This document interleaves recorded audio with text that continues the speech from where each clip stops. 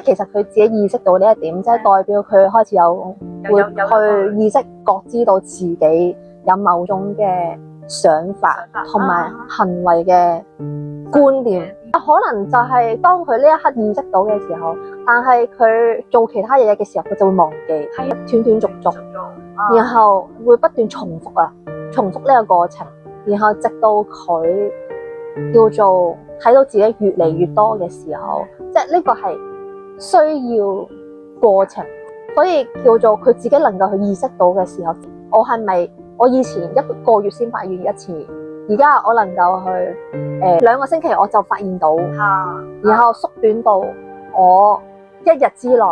我就意識到自己。咁當你意識到嘅時候，你睇到你個心態你可以轉換咯，即係你可以選擇呢個模式，你決唔決定，或者你係要需要咁樣做，或者去講一啲嘅說話嘅時候，佢先會有一個空間俾佢自己去做一個選擇，睇到然後做呢個選擇，叫轉化嘅一個選擇喺度。可能佢自己要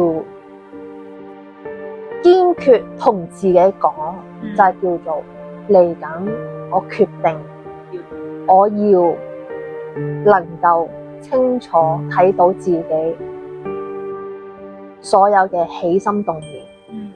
念，然後每當我去睇到嘅時候，我就能夠作出選擇。同自己咁樣講，即係等於你發一個願出嚟。